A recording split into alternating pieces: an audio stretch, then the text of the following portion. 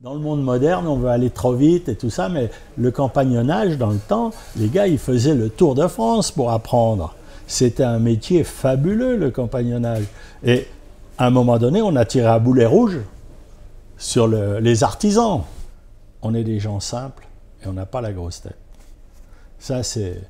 Il faut rester un peu d'humilité. C'est ce qui nous manquerait au point de vue dans la France à l'heure actuelle. Un petit peu d'humilité, ça fait du bien, je trouve. Je leur ai dit, vous n'êtes pas là pour faire des glaces, vous êtes là pour faire des bonnes glaces. Pas pareil, attention. Les femmes Bertillon, elles sont assez dures, mais elles sont très, très droites. Loyales. Ah oui. Moi, mes parents, ils m'ont transmis le truc de venir au boulot en sifflotant. Mais je les remercie. Et je trouve que c'est important. Si vous arrivez au boulot le mort aux dents, c'est que vous n'êtes pas heureux, il y a quelque chose qui ne va pas. Si vous arrivez avec le sourire, ben vous avez tout gagné. Le travail, c'est la santé? Oui, bien sûr. Oui.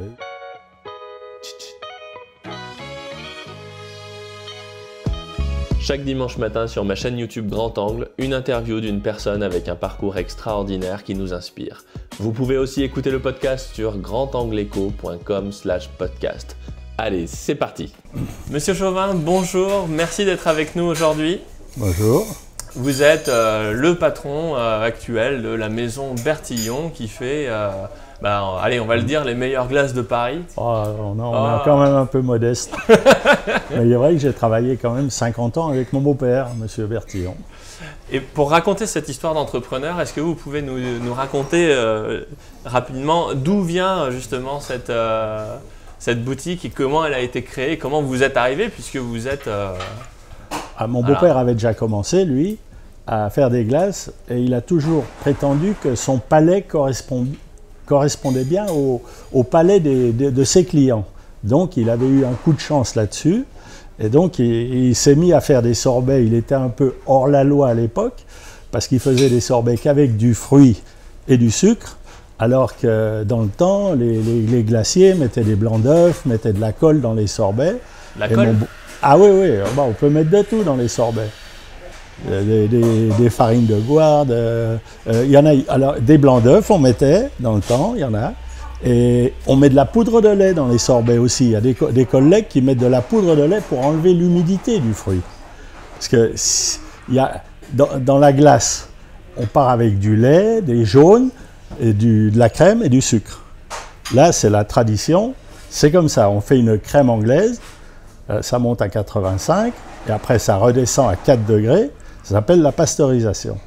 On est obligé, dans la législation de la glace, si on prend 4 produits pasteurisés, on les mélange, on repasteurise le mélange. Comme ça, on est bien tranquille, on n'a pas de problème.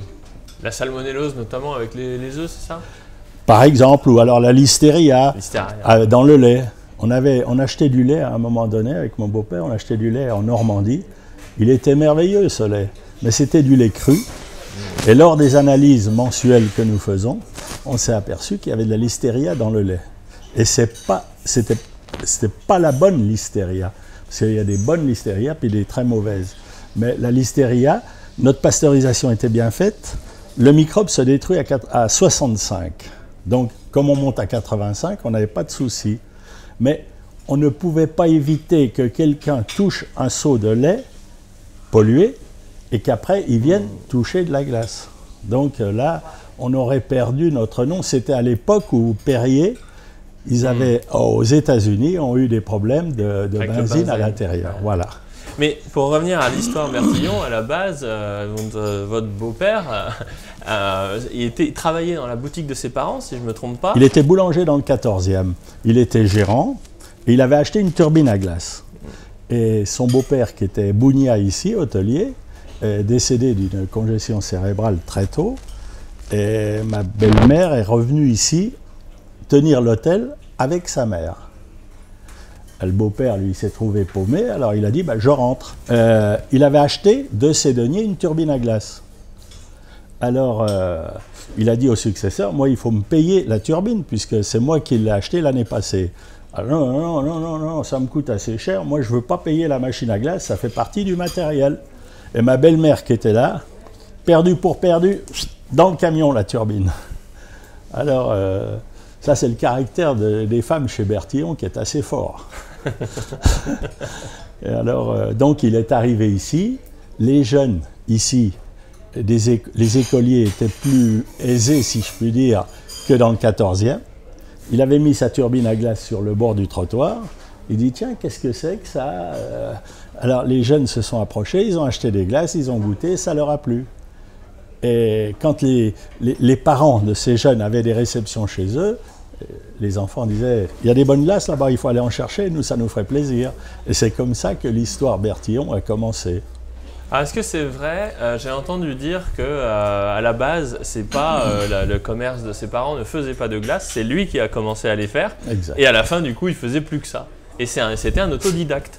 Ah ben bien sûr, il a fait tout à sa façon, mais ici, heureusement, il y avait l'hôtel qui aidait à tenir financièrement, parce que en 1954, quand il a commencé, les clients n'étaient pas tous présents, c'était pas comme maintenant. Alors lui, ce qui l'avait choqué, c'était pour sa première communion, il avait mangé sa première glace. C'était une plombière. Alors ça lui a pas plu du tout. Quand on est jeune, on n'aime pas trop les glaces à l'alcool.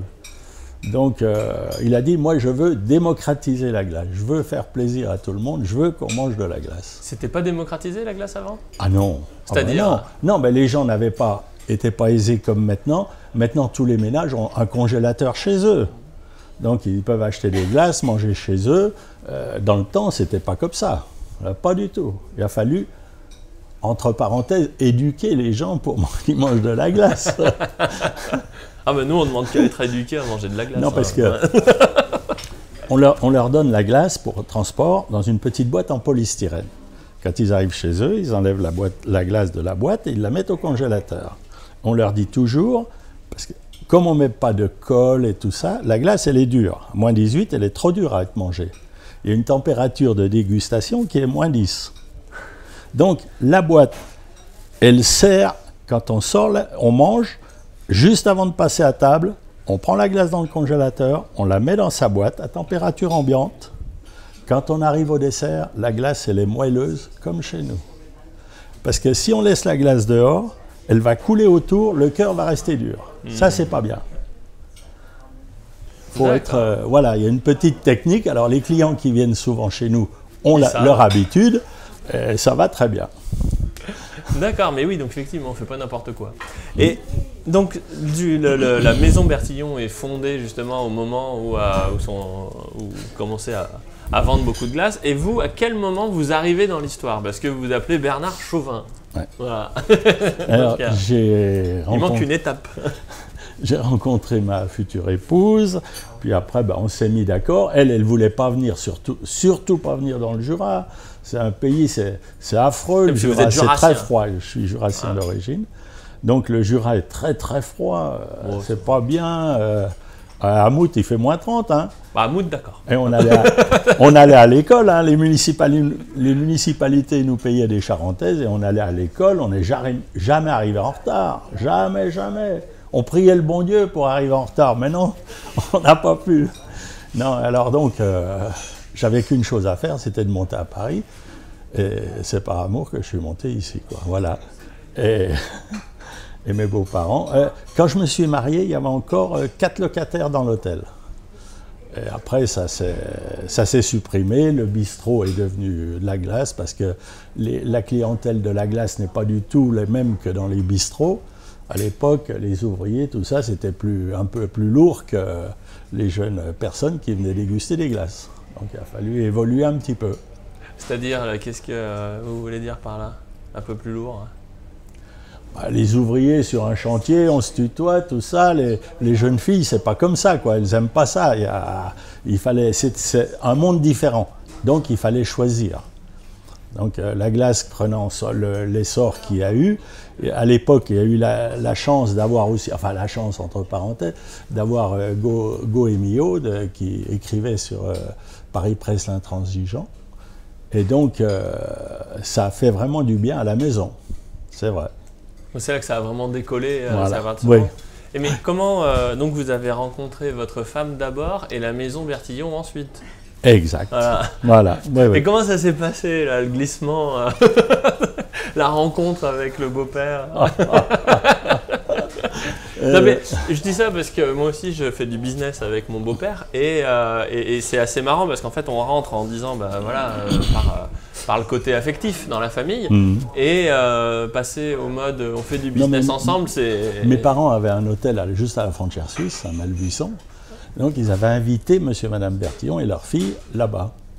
Et donc je leur ai fait une glace au pruneau Armagnac à l'époque. Et sûrement que mes beaux-parents ont aimé ça, et ils ont dit à la fille, celui-là, il est pas mal. Enfin bref. Ah, donc vous avez commencé à mettre le verre dans le fruit. Voilà, exactement. Voilà comment s'est fait l'histoire. Parce qu'à la base, vous ne faites pas des glaces. Ah, au départ, j'étais cuisinier, pâtissier, à l'hôtel de mes parents. Et donc, pour faire plaisir, ou pour épater Monsieur Bertillon, pour l'épater un peu, j'ai fait une glace au pruneau à l'Armagnac. D'accord. Et du coup, quand votre femme vous a proposé de monter à Paris, à ce moment-là, vous avez... Voilà, j'ai passé le pas. Et puis, eux, ils m'attendaient, ça allait bien, quoi. On a fait progresser la maison et ça s'est bien passé. Oh, il y a eu des heures, hein, il ne faut pas se leurrer. Hein. Ouais, les beaux-parents, c'est les beaux-parents. Hein. Mais non, ça s'est pas mal passé quand même. Voilà, le bilan a été positif. Et puis, on faisait une chose qui me plaisait, quoi. Voilà, j'aimais faire du bon, faire de la qualité, ça a toujours été la façon d'être de mes beaux-parents, et moi aussi j'adorais ça, quoi. Ça, c'est clé parce que bah, déjà aujourd'hui, c'est vous qui incarnez Bertillon. D'ailleurs, c'est écrit sur votre, sur votre chemise. Ouais. Et j'ai même entendu dire que des fois, on vous appelait Monsieur Bertillon. Oui, oui, c'est tout un honneur pour moi. Enfin, je suis un gars de la campagne un peu humble et voilà, je suis plus à l'aise, comme je vous ai dit tout à l'heure, devant les turbines que devant un micro. Voilà. Et là où je veux en venir, c'est pas que pour vous flatter, mais c'est aussi pour montrer que dans l'entrepreneuriat, il y a aussi une dimension qu'on oublie aujourd'hui beaucoup et qu'on a oublié depuis 30 ans, je pense, qui est l'artisanat. Au sens avec des apprentis, avec des ouvriers, au sens noble du terme, il y a des mecs qui savent travailler, quoi. Ouais. Ouais. Et Bertillon, c'est ça en fait, l'histoire de Bertillon, c'est l'artisanat. On a voulu rester petit, parce que faire des grosses quantités, on ne sait plus faire. Et on a voulu rester dans ce qu'on sait faire. Donc ce qu'on sait faire, c'est rester petit, voir la qualité des fruits, parce que ça change tous les ans, c'est la nature. Cette année, on a encore eu des problèmes, les pêches et les abricots dans la vallée du Rhône, tout a gelé, c'est la nature, hein, c'est comme ça. Donc tous les ans, il faut se remettre en question pour les sorbets. On a moins de problèmes pour les crèmes glacées, du fait, le lait, ben, on a pratiquement notre fournisseur depuis longtemps, les œufs pareil, la crème c'est pareil. Ouais. Voilà, c'est pas si compliqué. Enfin, quoique le parfum de la vanille, par exemple, il faut trouver la bonne vanille aussi. Là aussi, c'est... Voilà. D'ailleurs, vous me racontiez une histoire sur la vanille, sur justement... Puisque l'artisanat, c'est faire dans sa boutique et faire bien, et là, mais encore faut-il qu'on remonte la chaîne de cette qualité jusqu'au producteur fournisseur. Ouais. Et la vanille, c'est pas simple, visiblement. Ben, on est devant une gousse de vanille. Est-ce qu'on en prend toutes les quintessences? Est-ce qu'on n'en laisse pas un petit peu? Et si on essaye d'en prendre un petit peu, est-ce qu'on ne va pas dégrader le produit plutôt que de l'augmenter? À un moment donné, ça peut arriver. Parce que la vanille, ça ne pousse pas dans le Jura, on est d'accord? Non, Madagascar, et il faut de la patience, parce qu'à partir du moment où la vanille est fécondée, il faut 1 an minimum pour avoir une bonne gousse de vanille. Donc c'est de la patience. Si les gens qui veulent gagner de l'argent un peu trop vite, ils la vendent à 8 mois, ben, elle ne sera pas terrible, quoi. Voilà. Et il faut laisser la nature se faire. Et il faut trouver aussi des fournisseurs de confiance, non? Comment ça se passe pour arriver à tisser ce lien avec le fournisseur pour qu'il ne vous balance pas des fonds de caisse? On n'aime pas trop le mot cahier des charges, mais voilà, on veut une qualité. Quand on est allé voir la laiterie là-bas en Normandie, dans le Cotentin, parce que pour nous, c'est la meilleure crème à Sainte-Mère, la crème d'Isigny. Il y a les embruns marins qui viennent sur l'herbe, les vaches qui broutent l'herbe et tout. La meilleure crème, c'est là. Et on lui a demandé de nous faire une crème comme ci, comme ça. On ne voulait pas une crème acide. Parce que comme on part du lait, le lait n'aime pas l'acidité. Donc si on prend une crème épaisse qui a été réensemencée, elle va devenir acide. Tandis qu'une crème fleurette devient amère dans le temps. Mais elle ne fera jamais tourner du lait. Donc on reste sur la crème fleurette. C'est une crème fleurette. La crème fleurette, elle n'est pas réensemencée. Parce que quand on a vous appelez réensemencé? Quand on a le lait, qu'on veut faire de la crème, on stérilise, on pasteurise le lait. Alors dans la pasteurisation, on tue tout. Les bons ferments lactiques, les microbes, tout. Il y a plus, la crème, elle ne peut pas être bonne. Donc il y a un réensemencement de ferments lactiques. Et après, on laisse maturer la crème 24 heures, elle devient épaisse. D'accord. Mais nous, on la prend avant de réensemencer. C'est-à-dire que notre crème dans la laiterie, elle est faite le lundi matin, les tuyaux sont propres et tout, et il n'y a aucun ferment lactique dedans. Voilà. Alors donc, bien sûr, on fournit quelques restaurants et on est très content parce que ça nous fait prendre une certaine quantité de crème. Parce que la laiterie, si on lui dit on achète 50 litres de crème par semaine, il va dire ça va, on ne veut pas salir nos machines pour si peu. Si on lui dit on va vous prendre 800 ou 1000 litres par semaine, là il commence à dresser les oreilles. Oui, parce qu'en fait la pasteurisation elle a lieu quand vous faites la glace et pas au moment où ils sortent le lait, c'est ça? Non, lui, la crème fleurette. La crème fraîche qu'on reçoit. La laiterie, ils font la crème. Ils partent du lait. Ils le pasteurisent, donc ils ont tout tué, tous les microbes, les ferments lactiques et tout, il n'y a plus rien. Donc après, ils remettent des ferments lactiques pour qu'elles réépaississent et tout ça. Mais après, nous, quand on reçoit la crème, on repasteurise notre mélange. D'accord. Pour être conforme et voilà, dans la législation de la glace. Et vous me racontez aussi une histoire sur les fraises des bois qui étaient cueillies par des enfants. On a acheté on a acheté à Rungis des fraises des bois qui arrivaient de la vallée du Lot à l'époque. Et donc c'était des enfants, chaque retraité dans son jardin avait 2 ou 3 lignées de fraises des bois. Et les jeunes, avant d'aller à l'école ou à la sortie, venaient cueillir les fraises des bois. Pourquoi je dis c'est des jeunes? Parce qu'on a trouvé dans les barquettes des mots, où que vous soyez, envoyez-nous une carte postale. Alors ma fille qui était jeune à l'époque a envoyé quelques cartes postales, puis après elle a baissé les bras, et après, c'était avant, et en 81 on a changé de président, et les retraites ont été augmentées, et il n'y a plus de fraises des bois. Parce que les retraités n'avaient plus besoin de faire pousser des fraises pour faire des compléments, quoi. Voilà, exactement. Voilà, pour eux, c'était... Alors, il y avait une coopérative qui récoltait toutes les fraises des bois chez les petits producteurs, les petits paysans. Ouais. Si je puis dire, les retraités, je devrais dire. Et donc, après, c'est la coopérative qui expédie à Rungis. Et nous, on s'est fait disputer un petit peu à Rungis, parce qu'ils savaient qu'on prenait toutes les fraises des bois qui traînaient. Donc, ils commençaient à vendre un prix assez élevé, parce qu'ils savaient qu'on était là pour prendre le reste. Et alors, on a eu des primeurs, bon, c'est pas des bagarres, mais ils nous ont traités de tous les maux, parce qu'on avait fait augmenter le prix des fraises des bois. Après, on a découvert ce monsieur Arzago, c'est un Libournais qui est parti à Malaga. Alors, il est au nord de Malaga, parce qu'au sud, il y a comment? La ville là, où il y a tous les touristes, là au sud de... au sud de Malaga. De Malaga. Marbella. Marbella. À Marbella. Donc il n'aurait plus de main pour cueillir ses fraises. Donc il est au nord de Malaga, à Nera exactement. Et là, il a des gens pour cueillir les fraises des bois. Et il a de l'eau de source de la Sierra Nevada pour... pas irriguer ces fraises, parce qu'on ne peut pas arroser les fraises. Il faut les irriguer. Par-dessous, par les voilà, racines. Voilà, exactement. Ouais. Parce que la fraise des bois, comme son nom l'indique, elle est dans les bois, elle est dans l'humus. Il lui faut de l'humidité. En France, avant, on manquait d'humidité, parce que si la fraise des bois n'est pas assez humide, elle va être sèche. L'avantage pour les commerçants, c'est qu'elle va se garder plus longtemps, mais elle n'a pas le bon parfum. Les fruits, il faut étudier le fruit et il lui faut un petit peu d'eau. Il lui faut de l'eau. S'il n'y a pas d'eau, il n'y a pas le parfum.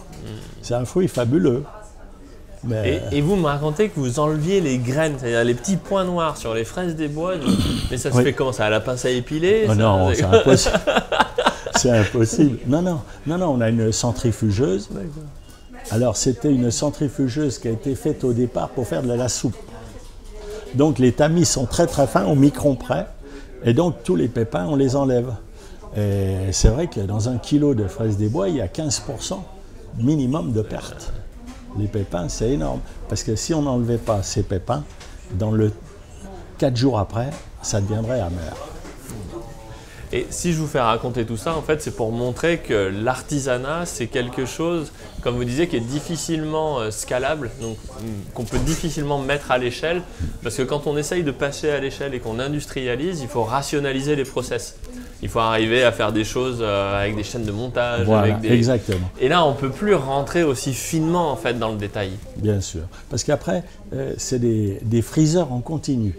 Alors nous, on appelle ça vulgairement, c'est des canons à glace, mais ça s'appelle un freezer en continu, sur lequel il y a un petit tuyau branché et on met de l'air. Parce que si, dans ces appareils, si on laissait la glace sans air, ça ne serait pas bon. On est obligé de mettre de l'air. Alors, il y a un tuyau à côté, adjacent, et on peut faire foisonner, on doit faire foisonner l'air.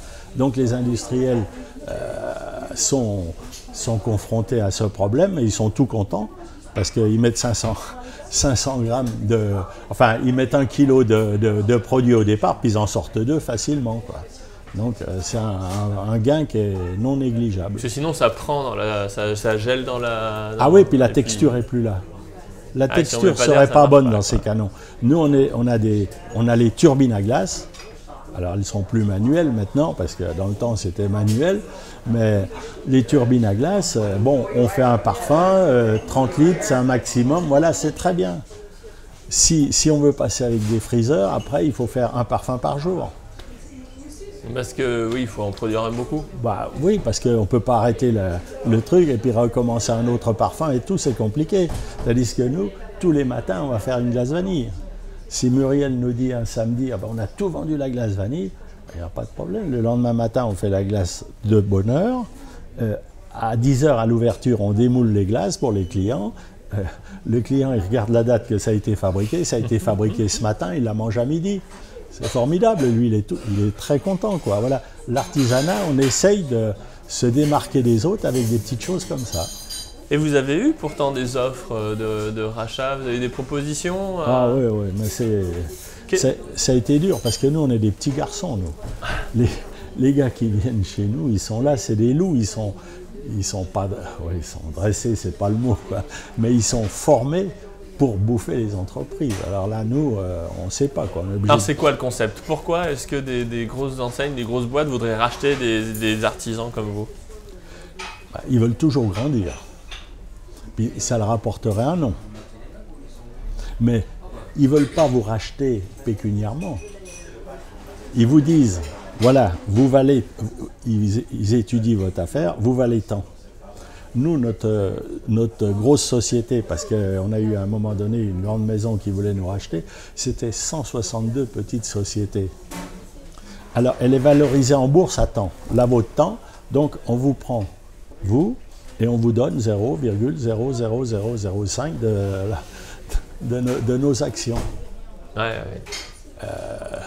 Voilà, puis, alors, on a des descendances, on a des enfants. Quand on est artisan, s'il y en a un qui est intéressé, c'est à lui qu'il faut prendre l'affaire. Puis ma femme est tellement ancrée sur ses parents et tout, je crois qu'elle préférerait arrêter le nom Berthier, arrêter la fabrication. Je pense. Ah oui, si on n'avait pas eu de descendants, ouais. Je pense qu'elle aurait... De fermer simplement. Voilà, ouais. Sans laisser reprendre. Voilà. Parce que... Les femmes Bertillon, elles sont assez dures, mais elles sont très, très droites. Loyales. Ah oui. Et alors, je sais pas, je pense que dans sa tête, elle pense que ce ne serait pas sa mission de vendre l'affaire. Voilà. Il y a une période qui était un peu délicate, je crois que c'est dans les années 90, où justement il y a eu un problème sanitaire qui a été posée et c'est vous qui avez redressé la barre. Comment ça se passe? Qu'est-ce qui s'est passé et comment on le vit ça en tant qu'entrepreneur et en tant qu'artisan quand on s'attaque au cœur de la machine? Dans le temps, on faisait les glaces, on mélangeait la fabrication, disons, animale, c'est-à-dire les crèmes glacées avec les sorbets. Tout était dans la même pièce. Donc les vétérinaires, ils ont dit, hop, il faut séparer tout ça. Alors, le local poubelle était tout au fond du labo. Le matin, avant de commencer, on sortait les poubelles. Alors, ils ont crié au secours, ça va pas. Et ils nous ont imposé... Pourtant, il n'y avait jamais eu de problème avant. Non, jamais. Mais c'est pas la règle. Ils nous ont imposé la marche en avant, à l'époque. La marche en avant, c'est quoi ça? C'est-à-dire que le produit il rentre, il faut toujours qu'il avance. Ah, oui. Et qu'il ne revienne jamais en arrière. Donc, il y a un frigo qui reçoit la crème, le lait, les œufs. Derrière, il s'ouvre derrière. Le gars, quand il lance ses pasteurisateurs, il prend. Quand la pasteurisation est faite, il y a les turbines à côté. Après, ça revient pour être moulé. Mais ça marche toujours en avant. Voilà, ils ne veulent pas que... Et finalement, c'est bien. C'est voilà. Pas si bête. Ben, voilà, oui, mais avec mon beau-père, on n'a pas été éduqués comme ça et on a cru qu'on n'allait plus pouvoir fabriquer comme on voulait, quoi. Donc on s'est remis en question et on a refait cette marche en avant qui est une bonne idée, il faut reconnaître. Et comment on le vit, ça, justement, quand on se sent attaqué et qu'il faut passer le cap, quoi? Très compliqué. Hein. Puis alors, on a intérêt à se serrer les coudes en famille. C'est là d'où l'utilité d'être en famille. Parce que quand on a un coup dur comme ça, on serre les coudes et puis voilà, on est plusieurs à avaler le morceau, si je puis dire. Mais c'est vrai que c'était compliqué, quoi. Cette marche en avant, on n'était pas habitué à ça. Mais en fait, c'est vrai que les fruits, ils sont épluchés dans une pièce. Après, on fait la pasteurisation. Après, le turbinage, tout ça, ça va bien en avant. Parce que les cartons de fruits ou de fruits de la passion qu'on reçoit du Cameroun, ils ont traîné où, on ne sait pas, quoi. Et c'est pas bon que ça rentre dans un laboratoire à glace. Alors maintenant, puis le laboratoire est climatisé aussi maintenant. Alors on travaille un petit peu comme dans un sous-marin un petit peu, quoi. C'est pour ça que 2 jours de repos à tondre le gazon dans la maison de campagne, ça fait du bien parce qu'on est à l'air, on profite. Oui, mais c'est vrai que c'est compliqué de faire un juste milieu. Voilà, ça s'est bien passé quand même. Voilà. Avec du recul, ça s'est bien passé. Qu'est-ce qui vous motive parce que c'est un travail très exigeant et très dur. Vous commencez à quelle heure le matin? En 4h30. Levé à 4h30 ou... Oui, non, 4h30 au labo. Oui, on dit bonjour au laitier à 5h moins le quart, après c'est la crème à 5h30 ou 5h15, voilà. Il y a le gars des œufs qui vient, après, voilà, il y a toujours le matin, c'est bien, je trouve que quand vous commencez votre travail, que vous n'êtes pas affolé parce que vous êtes levé en retard et tout, vous êtes plus serein, vous êtes apte à faire encore du travail, si vous pouvez le faire sereinement, c'est formidable. Si vous levez en retard et puis que vous êtes, excusez-moi du terme, dans la bouffe, on parle comme ça, on est dans la merde, eh bien, ça va pas, on est stressé, on n'est pas... Voilà, on appréhende encore plus. C'est-à-dire que si on se lève à l'heure, on commence gentiment, tout ça, c'est... Voilà. D'où vient le plaisir de faire ce métier? Qu'est-ce qui vous motive? D'abord, déjà, de faire des belles choses, des bonnes choses. Mon beau-père était toujours là. Quand on rentrait dans le labo, il me posait la question, tiens, si on mettait une gousse de vanille en plus, est-ce qu'elle serait meilleure? Toujours une question, tiens, comment faire pour améliorer le truc et tout. Puis, c'est comme on est une équipe là, à travailler. Il ne faut pas dire que celui qui turbine ou celui qui a la pasteurisation, il est meilleur que les autres, non. Parce que pour faire la pasteurisation, il faut qu'il y ait la livraison du sucre, du lait et tout ça. Donc celui qui livre, il est aussi important que celui qui sera sur les pastos ou les turbines. Vous voyez, c'est la chaîne qui est bien. C'est comme dans une équipe de football. Si le gardien, parce qu'il a pris un but, il dit c'est de la faute de l'arrière. Non, non, faut pas être négatif. On a pris un but, eh ben allez, on y va, on va en marquer 2. Voilà, il faut y aller. Vous m'avez dit tout à l'heure, il y a toujours un Bertillon dans la maison. Quel est le rapport justement entre l'enseigne et le fondateur, ou au moins l'entrepreneur? Est-ce qu'il y a un lien qui est particulier? D'abord, les beaux-parents nous ont montré une voie à suivre. Et on met un point d'honneur. On se dit encore actuellement, ma femme m'en a parlé hier, ah ben, mes parents s'ils étaient là, tiens, ils seraient contents de ce qu'on a fait. Voilà. On continue, on perpétue, parce que les beaux-parents, ils ont mouillé la chemise, hein. Croyez-moi que c'était du travail. Hein. Alors maintenant, on a eu de la chance, si je puis dire, la surgélation est arrivée. Alors on n'emploie pas que des fruits frais, c'est pas vrai, parce qu'il vaut mieux un bon surgelé, comme t'avais dit Bocuse, qu'un mauvais frais. C'est-à-dire qu'un fruit mûri sur arbre, qui se trouve de moins en moins, surgelé tout de suite, sera meilleur qu'un fruit qui va être produit hors saison et qui n'aura pas de goût. Les fraises en hiver, c'est caoutchouteux. Alors, on voit le produit, on sait qu'on mange une fraise, mais comme goût, c'est pas transcendant. Alors, si on fait du sorbet avec ça, le client, il va goûter, il va dire, mais c'est pas vrai, il n'y a pas eu de fraise dans le truc, quoi. Alors qu'on en a mis autant que la fraise, on a trop négligé ça. Le fruit doit mûrir sur l'arbre. Là, c'est impératif. Et si on le cueille trop tôt, ça marche pas, quoi. Ben non, et puis, nous, dans le temps, on prenait des abricots, on les laissait mûrir dans le couloir. Ça amène des moustiques, tout ça. C'est affreux. On n'a jamais... Alors, j'ai toujours dit à un producteur, dans une échelle de 0 à 10, vous cueillez toujours à 2. Vous ne pouvez pas cueillir à 8 des fois, non? Elle dit oui, mais c'est plus commercialisé. Mais puisque vous savez très bien qu'on va tout vous prendre votre production, donc laissez-les mûrir un petit peu plus longtemps. Voilà. La tradition, c'est important? Bien sûr. Non, quand on est artisan, C'est quoi la tradition? C'est perpétuer toujours la qualité de ce que nous ont... Les beaux-parents nous ont mis le pied à l'étrier, c'est à nous à ne pas galvauder le reste.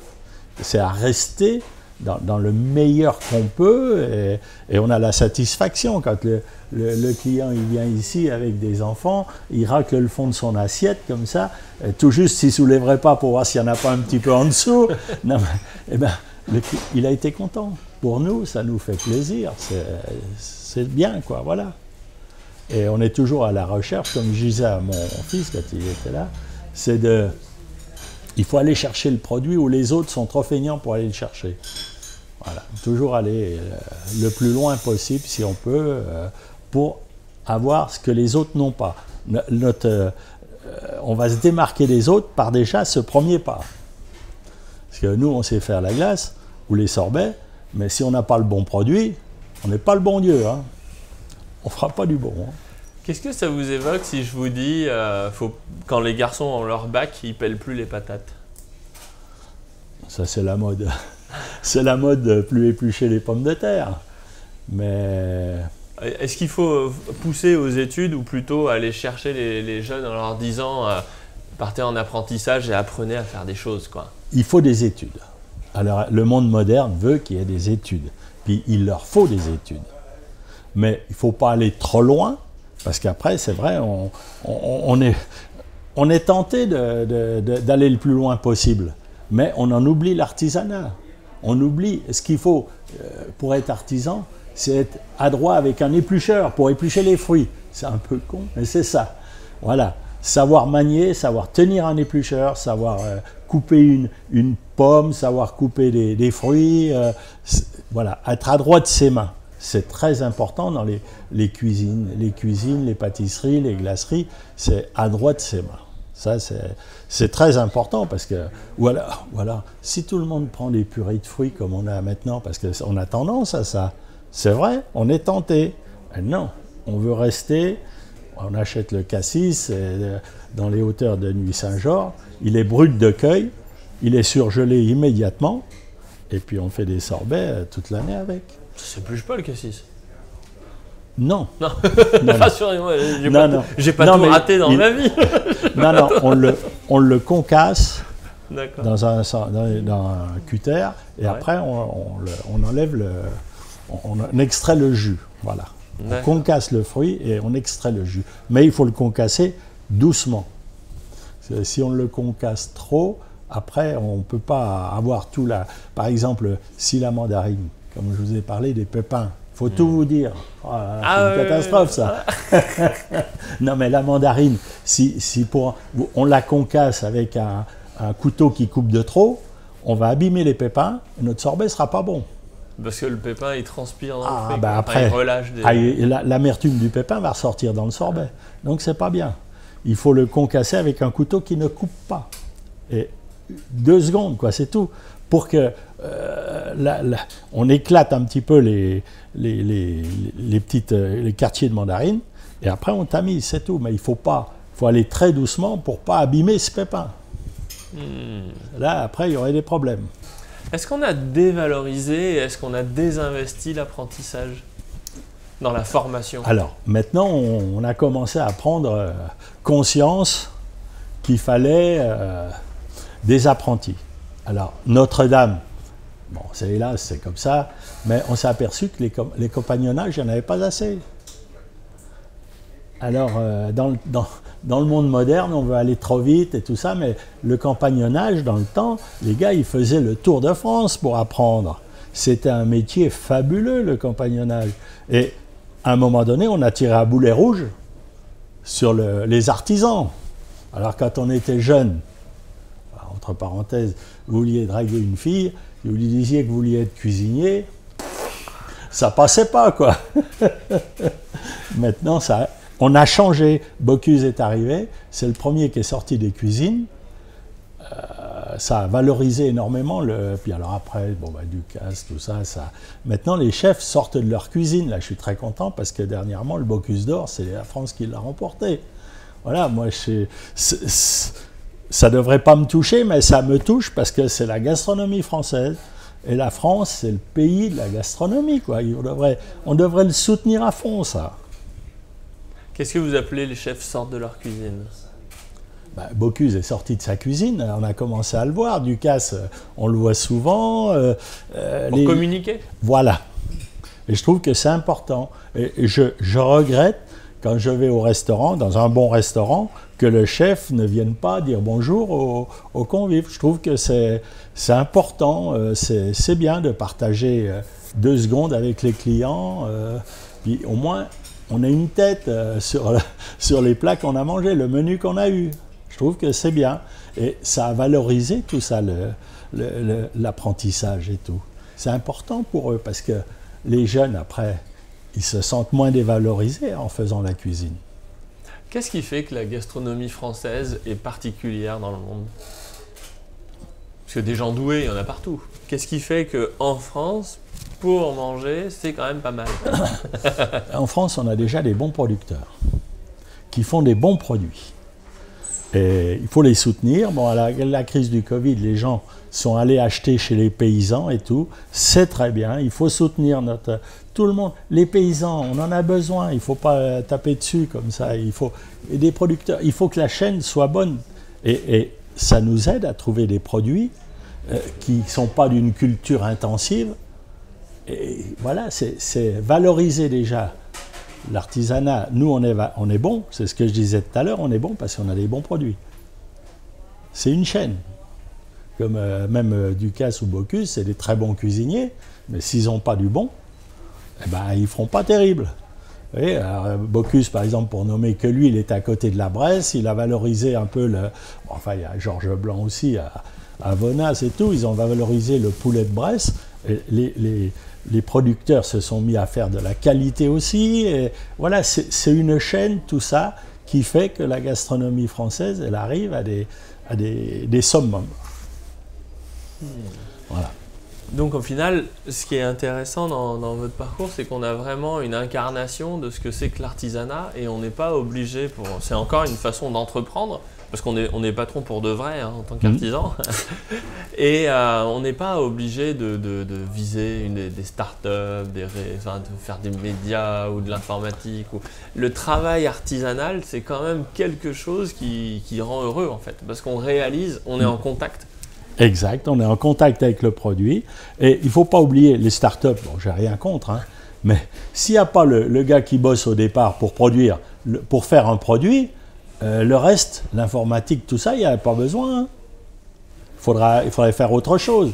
Mais si le gars qui est là, qui produit au départ, c'est lui la chaîne, le premier. Après, bon, l'informatique, on est obligé d'y venir de ci, de là, c'est vrai.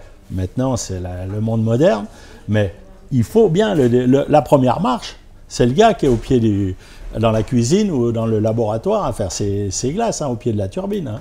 Et c'est marrant parce que justement, cette modernité, quelque part, on en avait discuté, vous avez toujours refusé à faire de la communication sur les réseaux sociaux, les choses de même.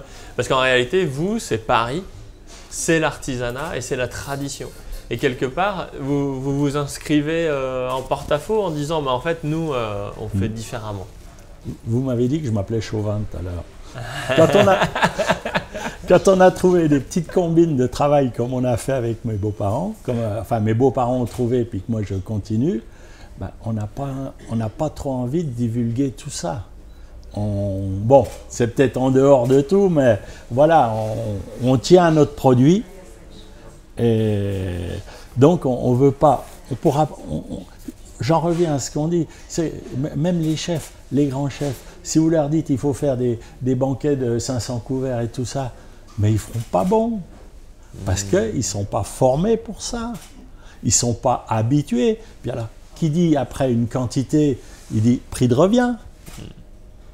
Si nous, on se lance dans la grosse usine, puis qu'on nous dit attendez, c'est pas rentable de mettre X gouttes de vanille dans le litre de lait, puis qu'on nous dit qu'il faut en mettre 2 de moins. Ah non, ça va pas là je dormirai plus là. Ah non, mais je peux plus me raser le matin, c'est plus possible. Non, on n'est pas habitué à ça. C'est pas notre culture, c'est pas c'est pas nous, voilà. Donc pour donner quand même des idées, parce qu'on est sur une chaîne sur l'entrepreneuriat, j'ai lu dans la presse, hein, donc a priori c'est public, que vous faisiez à peu près 4 millions d'euros de chiffre d'affaires par an et que vous étiez une vingtaine de personnes. Donc une vingtaine de personnes, moi j'entendais dire que pour manager, voilà, quand on avait 10 personnes à manager, c'était déjà bien. Une vingtaine, vous êtes plusieurs, il y a votre femme, il y a donc ça reste, vous connaissez tout le monde, voilà, vous contrôlez tout le monde, enfin, vous êtes avec tout le monde. Oui. Et avec 4 millions d'euros par an, en fait, on vit bien, quoi. C'est pas un métier. On a souvent cette image de l'artisan qui lutte pour survivre et qui, on peut bien gagner sa vie en faisant de l'artisanat de qualité. Bien sûr. Vous témoignez. Bien sûr. Oui. Enfin, on a un partenaire qui est costaud, hein. Un partenaire. Bah, l'État. Vous savez il faut bosser hein, pour eux, parce qu'on a quand même, bien sûr, on gagne bien notre vie, je ne le cache pas, mais il y a les impôts et tout ça qui nous tombent dessus, on a quand même une certaine contrainte et on est obligé d'avoir une certaine rigueur. Alors quand vous dites, c'est vrai, vous êtes une vingtaine de personnes, ben, il y a 10 personnes au labo et puis 10 personnes à la boutique. Les 10 personnes de la boutique, on se connaît, on va se dire bonjour et tout, impeccable, mais il faut qu'ils vendent, qu'ils vendent bien les glaces aussi. Parce que c'est pas la peine de faire du bon derrière, se crever le cul derrière, et que devant, ça gâche. Par exemple, de ne pas y goûter le coup de la cuillère à glace, parce que on a le fait qu'on ne foisonne pas. Donc, foisonner, c'est mettre de l'air dans les glaces. De l'air dans la glace du volume. Et voilà. Tout a la même texture après. Donc les glaces italiennes, ils servent avec des spatules. Nous, on est obligé, on a tenu par un prix de revient, donc on a un portionneur. La différence entre les deux. Eux, ils ont toujours, avec de l'air, il y a toujours la même texture. Donc on peut en mettre avec la spatule. Nous, on ne pourrait pas faire comme ça. J'ai pas compris là, la différence. Ben, parce que la glace, la spatule et le portionneur, la glace est foisonnée, elle est toujours molle, si je puis dire, à température. Donc, on peut... Ça se tartine. Voilà, ça se tartine, on fait tout ça. Tandis que nous, on ne peut pas ça. La glace, il faut qu'elle soit à une certaine température négative. Parce que quand on voit des glaciers avec des montagnes de glace qui ne sont pas dans la zone de froid, et ça ne fond pas. Oui, comme dehors, là, quand on marche dans la rue, des fois on voit des stands. Voilà. Et alors, qu'est-ce qu'ils ont fait? Bonne question. La poudre à perlimpinpin, et voilà la combinaison, comme ils disent. Et alors, c'est quoi ça? Quelle que soit la température, ça reste sous forme de glace? La glace est toujours à température, elle reste, c'est de la mousse, quand elle est tellement foisonnée comme ça. C'est de la mousse, elle ne fond plus. Ça fond plus? Ah non ça, alors, quand... non, elle n'est pas dans la zone de froid, la glace. Nous, la glace, elle est moins 10. Ils sont dans des congélateurs, quand même, les bacs là. Oui, les bacs, le bas, voilà. Mais le haut. Ah oui, c'est vrai. Et ça ne fond pas. Il y a tellement de poudre dedans que ça tient. Il y a des retardateurs de fonte, il y a tout ça. Ah ouais? Ah bah bien sûr. Et c'est bon ça, comme goût, un retardateur de fonte? Non.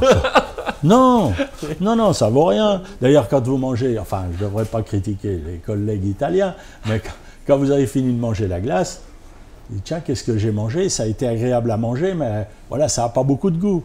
Nous, on a tendance à vouloir des textures du fruit. Il faut qu'on retransgresse ça dans le sorbet. On a la texture. La mangue, c'est un fruit qui est gras. L'abricot, la pêche, c'est gras comme fruit. L'orange, la pomme verte, la cerise, tout ça, c'est des textures totalement différentes. Ah, oui. Et nous, on joue là-dessus. On veut que le client, quand il... le client va manger une cuillère de cassis, ça va le faire saliver derrière les oreilles, et c'est ça. Il y a un jour une cliente qui disait, votre cassis est trop fort. Je lui dis, vous avez déjà mangé, vous avez déjà goûté un grain de cassis, vous? Non, mais parce que si le sorbet cassis, il ne vous fait pas saliver derrière les oreilles, ça ne va pas, c'est pas un sorbet cassis. Ça. Non, il faut être raisonnable. Il faut que tous nos sorbets soient bien... Le client, il a l'impression d'être dans l'arbre, en train de... Voilà, exactement ce qu'on veut. Et on veut rester surtout petit, parce qu'on ne serait pas capable, dans les freezers continus, la texture, elle serait toute pareille. Et nous, c'est pas ce qu'on veut. Oui, donc en fait, c'est ça. Votre idée, c'est que ce n'est pas des parfums, en fait. C'est chaque glace retranscrit le fruit. Le fruit, voilà. Très important pour nous. Et c'est quoi le lien avec Paris? Quelle est la stratégie ou le lien qui est fort justement avec l'image de Paris? Bertillon, c'est pas ailleurs, c'est Paris. Vous le dites vous-même, c'est comme la Tour Eiffel. La Tour Eiffel, c'est pas Tokyo. Voilà, bien qu'ils en aient eu. Exactement. Ouais. Nous, ce qu'on veut, c'est que les gens, on leur dit, tiens, l'île Saint-Louis, Bertillon. Ça leur rappelle ça, leur rappelle... Ils sont venus quand ils étaient jeunes, ils sont montés à Paris, ils ont mangé une glace. Ah ben tiens, on s'en rappelle. Et ça, c'est très bien pour nous, ça nous fait vraiment plaisir. Et on veut rester comme ça. Pour tout le monde, la tradition voudra toujours que la maison mère, ça sera 31 rue Saint-Louis-en-l'Île, à Paris. Voilà. Et on veut rester comme ça, on ne veut pas... Quand on a eu les vétos en 90, comme on signalait tout à l'heure, la question était, est-ce qu'on va partir en banlieue, faire une usine ou tout ça? Non, ça n'irait pas. L'image de Paris a évolué ou alors elle est encore en bon état? Elle est encore forte? Elle sera toujours, j'espère, forte. Mais c'est vrai que pour les gens, Paris, elle a perdu un petit peu de sa crédibilité, mais je pense que quand même Paris, ça sera toujours Paris, comme a dit des ancêtres célèbres, quoi. Il faut laisser Paris, c'est quand même une belle capitale. Les touristes, ils sont heureux d'y venir. Et voilà, nous, on est contents de leur faire plaisir. C'est tout un ensemble. Et voilà, on veut que les gens... dans leur programme de visite à Paris, l'île Saint-Louis. On y va, on mange une glace. L'île Saint-Louis, c'est magnifique. On va pas se mentir. Oui, c'est vrai. C'est marrant parce que ça a gardé un peu cet aspect village quelque part. Exact, oui. Qu'on n'a pas forcément ailleurs. Ouais. Et je trouve que c'est très important. Vous voyez le balayeur le matin, on se dit bonjour. Et je trouve ça sympathique, quoi, vous habitez dans un immeuble à Paris, tout ça, c'est impersonnel, on ne se dit pas bonjour, on ne sait plus qui c'est, tandis que nous, ici, entre commerçants, alors bien sûr, il y a les cancanières, ça, on ne va pas lutter la contre, mais les gens sont fiers, sont contents d'habiter dans l'île Saint-Louis, et on a tendance à se dire tous bonjour, quoi. C'est quoi l'identité de l'île Saint-Louis? Pour vous, ça représente quoi? Je ne veux pas vous dire Bertillon, non. Non, non, mais c'est un petit coin de paradis, si je puis dire. Il n'y a pas les voitures comme Boulevard Saint-Germain, tout ça, le bruit qu'il y a et tout, mais c'est un petit coin reposant, quoi. Alors nous, on est les parents pauvres de l'île Saint-Louis, parce qu'on est en plein dans l'île Saint-Louis. Les plus aisés sont sur les quais d'Orléans, de Béthune, tout ça, c'est quand même des plus beaux... des belles habitations. Nous, on est à l'intérieur, bon, mais on y est bien. Comment vous arrivez à transmettre justement cette passion et ce commerce de père en fille ou de fille en fils? Enfin, voilà. Comment vous arrivez? Parce que l'artisanat, c'est dur. Il faut se lever, il faut bosser, c'est exigeant. En plus, même si c'est vos enfants, il faut quand même taper un peu dessus pour que ça rentre. C'est un peu le... Enfin, mon père était ouvrier, donc je vois bien comment ça... ça... Bien sûr. Comment on transmet le goût, en fait, de tout ça? Je pense que très jeune, en leur faisant goûter les glaces, ça commence par ça. Parce que quand ils vont en vacances, ils vont goûter d'autres glaces, et même les clients nous le disent. Il dit, on s'est promené en France, tout ça, à tel endroit où on n'a pas goûté, on n'a pas eu de la glace comme vous, comment vous faites, tout ça. Et les enfants, je ne veux pas dire qu'on les fait tomber dans la casserole très jeunes, mais on les habitue à la qualité en leur faisant goûter déjà au départ. Et puis, après... C'est une glace par jour depuis la naissance. Et je vais vous dire, oui, mais le fait qu'on mette que des produits naturels dans la glace. Mais c'est très bon. C'est très bon pour les enfants. C'est parfait, ça. Il n'y a rien qui rendrait malade dans une glace. Enfin, chez nous, c'est pas possible qu'on soit malade avec une glace. Ou alors, il faudrait une erreur monumentale. Oui, il faut en manger 5 litres, quoi. Non, mais il n'y a que des bonnes choses chez nous. Et les enfants, ils peuvent en manger. Nous, les nôtres, ils ont été éduqués avec ça. Et je trouve que ça va très bien, mais notre fille là, qui travaille avec nous maintenant, elle adore les bonnes choses. Voilà, il faut... et notre petite fille qui va arriver, pareil, elle aime les bonnes choses. Puis ils sont contents de la petite fille de M. Bertillon. Ça aide aussi, vous comprenez ça. Voilà. Mais il ne faut pas, surtout, on est des gens simples et on n'a pas la grosse tête. Ça, il faut rester un peu d'humilité. C'est ce qui nous manquerait au point de vue dans la France à l'heure actuelle. Un petit peu d'humilité, ça fait du bien, je trouve. D'un point de vue transmission, toujours, comment est-ce que vous arrivez à faire que... vous savez, il y a un dicton qui dit « le grand-père a fondé, le fils gère et le petit-enfant ont tout bouffé ». Comment faire pour ne pas transformer ces enfants en rentiers parasites, mais en artisans bosseurs qui ont le goût et qui au final ont pour ambition de faire aussi bien, voire si possible de faire mieux. Et voilà. Alors, c'est compliqué de leur faire voir que notre métier, il faut travailler, mais il ne faut pas les dégoûter non plus. Et le contraire aussi, il ne faut pas leur donner trop de sous. Tu veux de l'argent ? Ma petite fille, ma fille a dit, Alexandra, elle veut un peu de sous, je lui ai dit de venir travailler samedi et dimanche. Hein. Parce que c'est comme ça, tu veux de l'argent, tu viens bosser. Voilà, pas de souci, tu viens, tu te lèves. Et un jour elle arrive à 10h du matin, elle devait commencer à 9h. Et qu'est-ce que c'est que ça ? Elle dit, oui, mais j'ai eu un truc très important à faire. Je lui ai dit, mais moi aussi j'en avais un très important à faire. Je me suis levé une demi-heure plus tôt, et puis je suis à l'heure. C'est impératif, il faut une certaine discipline. Donc le plus important, pour ne pas les dégoûter du métier, il ne faut pas trop leur donner d'argent, bien sûr, mais il faut savoir gérer. Je pense que le plus dur métier sur Terre, je pense que c'est d'être parent. C'est compliqué. Et pour autant, tout le monde y va avec beaucoup d'enthousiasme. Ouais. Oui, mais on ne sait pas. Vous savez, il y a un dicton qui dit « petits enfants, petits soucis ». Grands enfants, grands soucis. Oui, on l'apprend quelquefois à ses dépens. Puis alors, le truc qu'il y a, c'est que vous ne voulez pas donner un portable trop jeune à votre fils, ben, il va vous dire « mais tous les copains en ont là-bas ». Alors, bien sûr, il faut bien modérer, parce que l'école, c'est pas toujours... il faut aller à l'école, mais c'est pas toujours la panacée, quoi, si je puis dire. Mais c'est sûr qu'il faut aller à l'école. Donc le secret, en fait, c'est quoi? C'est de la rigueur et comme vous dites, de l'humilité. L'amour. Ouais. Ouais, de l'amour, de l'humilité. Moi, j'adore téléphoner, passer des commandes avec Internet. Moi, je trouve que c'est une catastrophe. Enfin bref. Allez-y. C'est le monde moderne qui veut ça. Mais moi, j'adore quand les secrétaires de la laiterie, le vendredi matin, « Bonjour, Monsieur Chauvin, comment ça va ?» Bon, eh ben, c'est bien ça, ça me fait plaisir.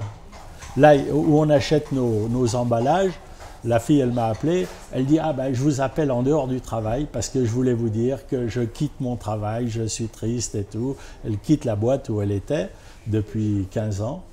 Elle m'a dit « Oui, mais j'ai apprécié le contact. » On ne se connaît pas.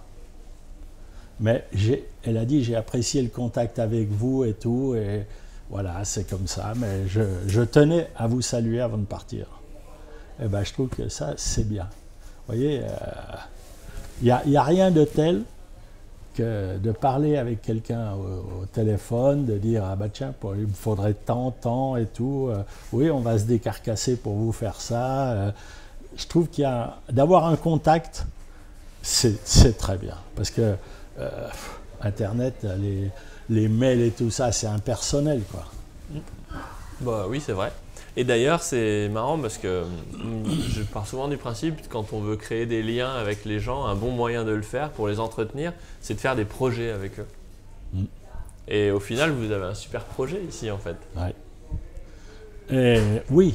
Alors, comme le matin, par exemple, on déjeune tous ensemble avec les gars du labo et tout, puis on discute, tiens, il faudrait faire comme ci, il faudrait faire... Tiens, il y a un truc à améliorer, il faudrait que tu me fasses les fonds de succès un peu plus épais, parce que je veux faire autre chose. Voilà, on les met dans le bain. Et si on veut faire un nouveau parfum, eh bien, à midi, tiens, ça s'est passé encore, on a fait un coulis au caramel au beurre salé avec de la poire. Et moi, je disais, le coulis au caramel au beurre salé, ben, c'est pas transcendant, il est peut-être trop salé. Est-ce qu'il ne faut pas essayer sans caramel? Peut-être qu'on reviendra au caramel au beurre salé après, mais faire du caramel sans le beurre salé. Si le mélange de la glace avec ce coulis est supérieur, ou peut-être inférieur, je ne sais pas, on verra demain, eh ben, s'il est inférieur, on viendra au beurre salé, sinon on restera sans beurre salé. C'est un choix. Et alors, on les met dans la confidence, ils goûtent. Et alors, on a le responsable de la boutique, là, c'est un Breton. Alors, je lui ai dit, je ne devrais pas te demander ça, excuse-moi. Est-ce qu'on enlève? Est-ce qu'on enlève? Et il a goûté, il a dit, je pense que, oui, je ne veux pas renier mes origines, mais je pense que vous avez peut-être raison, il m'a dit. Mais je trouve que c'est important de les mettre dans la confidence, dans le truc, parce qu'ils sont fiers aussi du projet, quoi. Voilà, on essaye de les mettre dans le bain. Les gens que vous embauchez, que vous recrutez, vous arrivez à leur transmettre cette passion Bertillon, est-ce qu'ils sont là pour gagner leur vie ou est-ce qu'ils sont là pour faire des glaces, en gros? Non, vous avez tout faux là. Je leur ai dit, vous n'êtes pas là pour faire des glaces, vous êtes là pour faire des bonnes glaces. Pas pareil, attention. Il faut que... Toujours que l'autre jour, la dame qui nous vend la vanille, elle a voulu faire un reportage, tout ça, et alors ils sont venus m'interviewer, puis j'étais peut-être un peu trop enthousiaste, mais j'ai dit une glace vanille, il faut que toutes les papilles soient en ébullition là-dedans. Il faut qu'on sente le poivré de la vanille, là, tout ça, il faut qu'on sente le boisé à fond. Une glace vanille, si elle n'a pas de goût, c'est une catastrophe. Parce que la glace vanille, c'est la base. C'est là qu'on juge de la qualité d'un glacier. C'est le parfum de base. C'est pourquoi? Parce que c'est une référence ou parce que la vanille s'y prête particulièrement? Ou parce que les gens aiment, tout simplement? Oui, les gens aiment, et puis il faut que ce soit la référence. C'est le parfum référent chez les glaciers. Parce que c'est ce qui se vend le mieux? C'est ce qui se vend le mieux. Puis quelqu'un qui vous dit « Oh, bah, la vanille, il hausse les épaules bah, », c'est pas bien. Voilà. Il faut que la vanille soit un parfum à part, et que ça crache, sente bien le... Vous voyez, il faut qu'on soit enthousiaste dans notre truc. Hein. Voilà. Et donc les gens qui travaillent avec vous, ils s'identifient aussi Bertillon, ils vibrent Bertillon? Oui, oui. Comment vous faites pour transmettre cette passion à des salariés qui, par définition, ce n'est pas leur boutique, concrètement? Ils sont au service d'eux, mais ce n'est pas la leur. D'abord, on a des employés qui sont très contents chez nous parce qu'ils retrouvent un esprit familial. C'est important pour eux. Et de les mettre dans la confidence, comme je vous disais il y a 2 minutes. Tiens, goûte voir. Est-ce que si on mettait un peu plus, qu'est-ce que tu en penses et tout. Et voilà, en leur demandant pas une réponse tout de suite, mais peut-être le lendemain, pour voir. Alors, ils ont gambergé, ils ont pensé. Et maintenant, on en a un. L'autre jour, il est allé goûter. En sortant d'ici, il a dit, j'ai acheté une glace à tel endroit. Putain, c'était pas transcendant, hein, qu'il a dit. Et oui, c'est dingue, quoi. C'est incroyable qu'un employé me dise, tiens, j'ai acheté une glace, voilà, j'ai voulu goûter. Et je trouve que c'est bien, ça commence par là. Ils sont mieux payés qu'ailleurs ou il y a... Comment dans le traitement, chez nous, on respecte l'employé. C'est là où je veux en venir. Comment ça passe par quoi, ça? C'est déjà important de respecter l'employé. Parce que c'est un collaborateur, alors on disait tout à l'heure, de travailler dans la sérénité, eh ben c'est déjà bien. Parce que s'il y a une erreur, est-ce que c'est pas de ma faute? Voilà. Alors, en tant que patron, c'est toujours de ça, oui. C'est toujours de notre faute. Oui, mais alors, si j'inspire le truc de je suis le guide ou tout ça, sans que ça me monte à la tête, mais je suis le guide, voilà comment il faudrait faire, ici et ça et tout, je leur donne, il faut les payer aussi. Le Breton là qui travaille là, il travaillait très bien, ma fille a dit tiens, j'ai besoin d'un responsable pour la boutique, est-ce que vous voulez que, moyennant une hausse de salaire bien sûr, mais est-ce que ça vous intéresserait? Et lui, c'est pris au jeu, ça lui a plu. Mais comme je disais tout à l'heure, si le gars qui fait les boules de glace, s'il n'égoutte pas sa cuillère, parce qu'autour de chaque bac de circulation d'eau, on a un caoutchouc tout autour. Et le gars, on est là, on n'est pas avec la cuillère comme ça, et la goutte d'eau qui est dedans, on retourne sur le bac, tac, ça fait un glaçon. Non, non, on a la cuillère à l'envers et on tape sur le caoutchouc pour que la dernière goutte, elle tombe là. Elle ne soit pas dans la glace. Parce que le client, quand il va manger ça, s'il tombe sur des glaçons, ça ne va pas. Alors, c'est pas parce que, c'est ce que je disais tout à l'heure, si on se crève le cul derrière à faire des bonnes choses, puis l'autre devant, il va tout gâcher. Non, c'est une chaîne. Voilà, il faut que tout le monde soit motivé pour servir le mieux qu'on peut. Je leur dis bien, c'est notre gagne-pain la boutique. Les clients, quand ils sont contents, le personnel, il peut avoir un petit peu plus de pourboire, j'en sais rien. Mais puis c'est un plaisir de travailler dans le salon de thé. Si les clients ils sont contents et tout. Vous savez, même au Cornet, c'est pas des voyous qui viennent au Cornet. Hein. C'est des gens, des familles, tout ça. Ils ont un sourire et tout. C'est drôlement sympathique, une expérience de vendre des cornets de glace, hein, vous savez. Moi, ma formation, elle a commencé comme ça. Dans le temps, avec mon beau-père, on commençait le matin de bonne heure. À 1h, tac, on mettait notre belle tenue, belle chemise, si je puis dire. Et moi, je vendais les cornets. Le beau-père faisait les boules pour les clients aux tables, au salon de thé. Et bien, l'expérience comme ça de la vente, c'est très important. Un bon cuisinier, il devrait faire un petit peu serveur. Et un bon serveur devrait faire un petit peu de cuisine. Après, l'entente, c'est nettement meilleur. Parce qu'il y a eu, dans le temps, il y a eu cette rivalité cuisine-salle qui a été énorme à un moment donné. Quel était le plus prestigieux? C'était quoi le problème? C'est quoi le... Ben, les chefs n'étaient pas considérés dans le temps, si je puis dire. Parce qu'on ne les voyait pas. Voilà.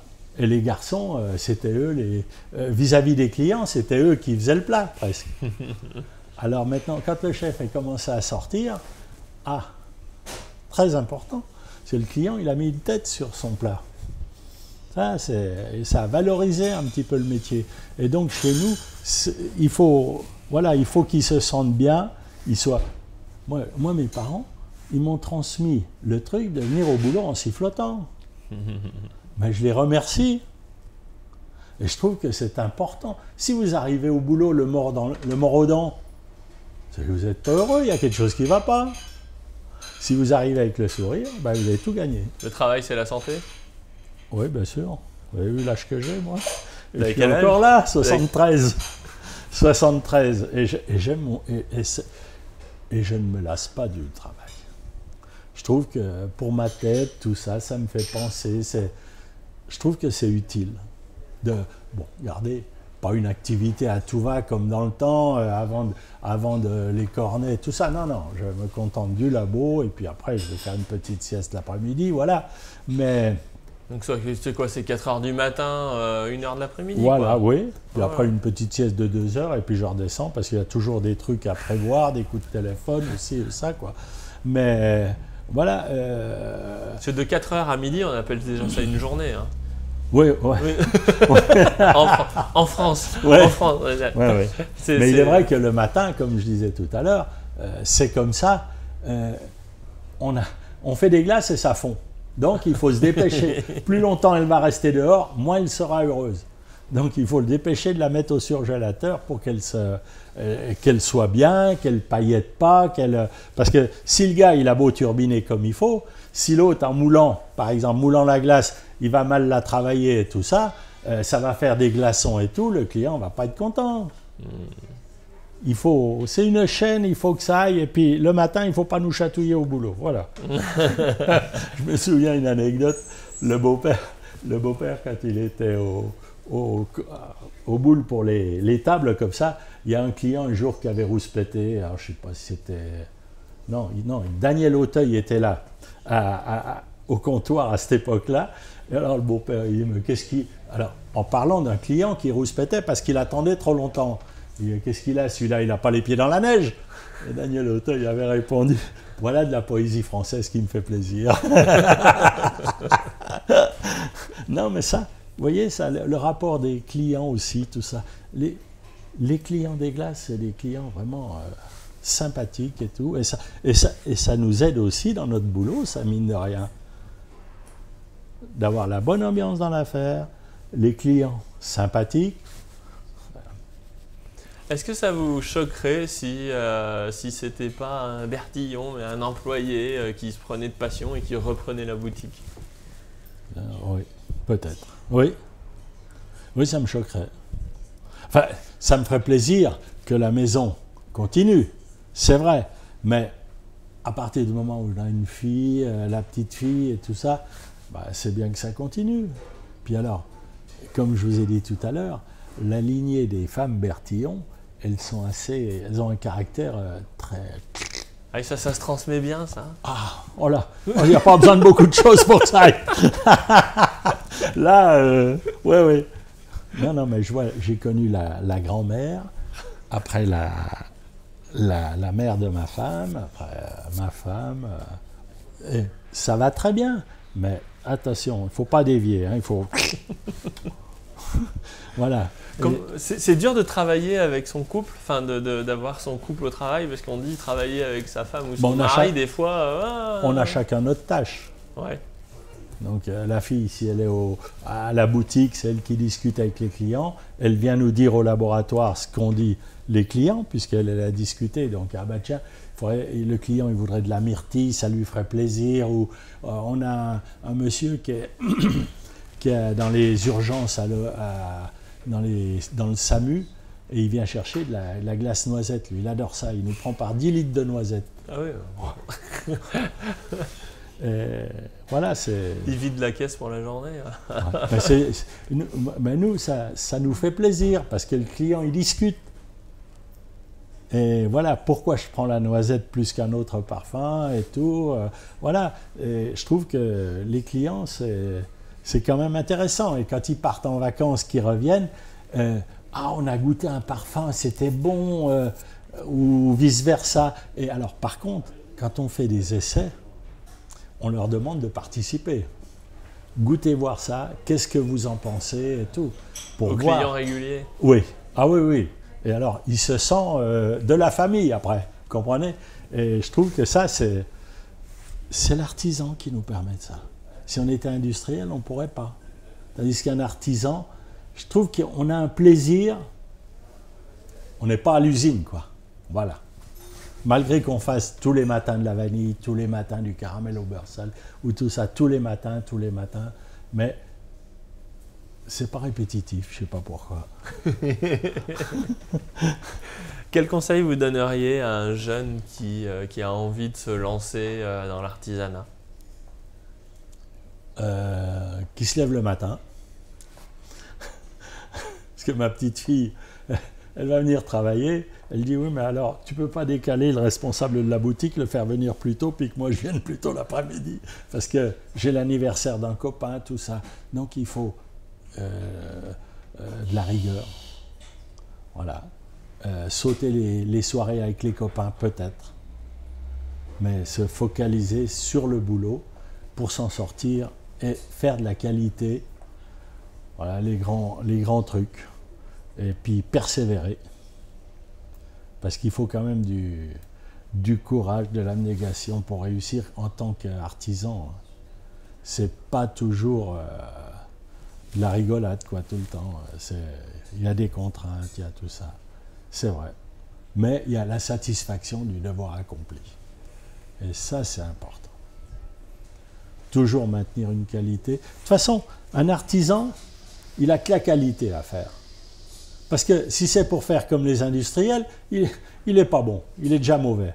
Donc, il faut qu'il reste dans ce qu'il sait faire, le petit truc, à sa façon et tout. Mais s'il veut grandir, les autres, ils sont trop forts pour lui. Merci beaucoup, M. Chauvin. Je vous en prie. Pour cette interview. Et puis, on va manger des glaces alors. Ah bah.